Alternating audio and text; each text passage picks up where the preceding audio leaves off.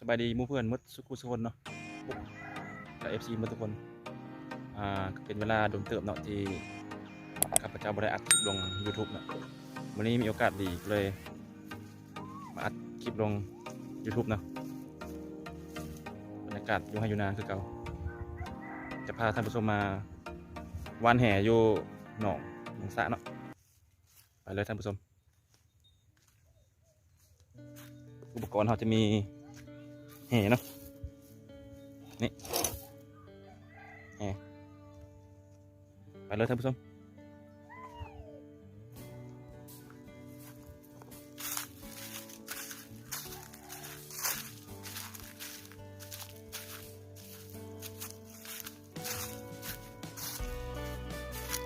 คือหนองสระเนาะ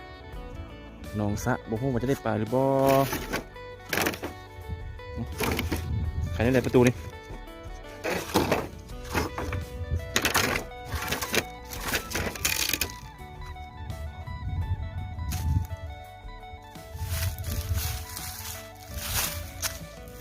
นี่ท่านผู้ชมน้องปลาโอ้ส่งสีได้อยู่เลย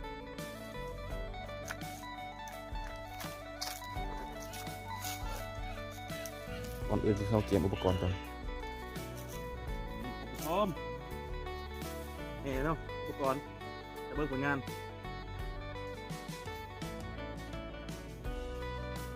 เขามีไหมหรอ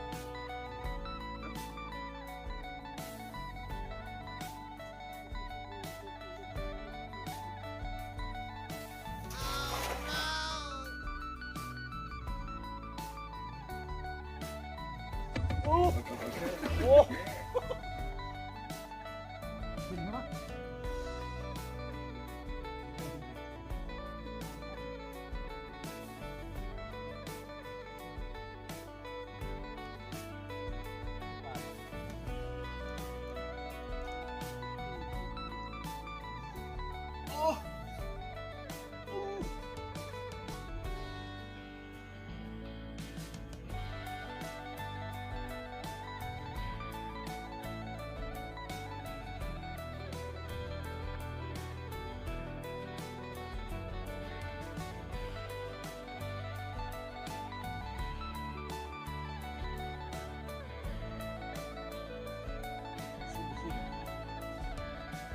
เดี๋ยวปะ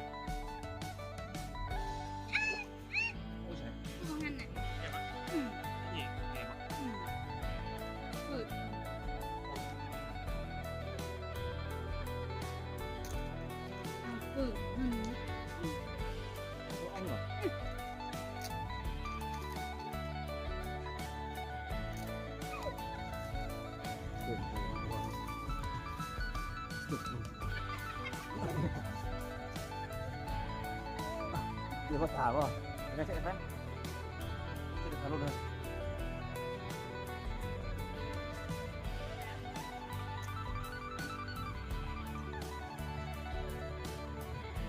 ขอโทษxin lỗi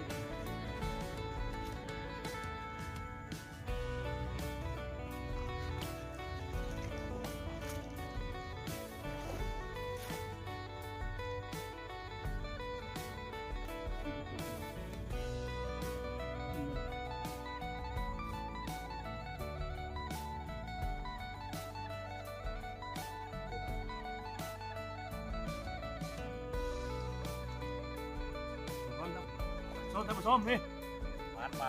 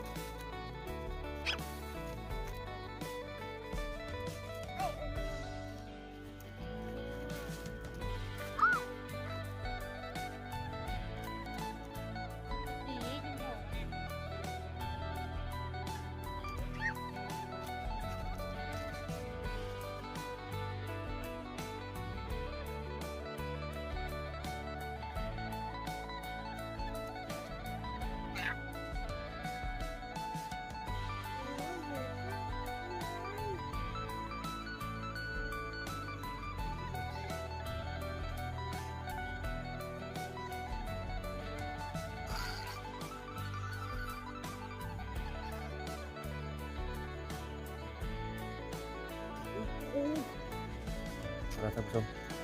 ตอนนี้ก็พอเนาะได้ปลาพอแรงเต็มคลองพี่น้อง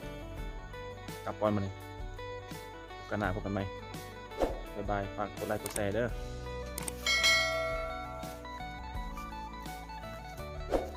กลับบ้านเย็น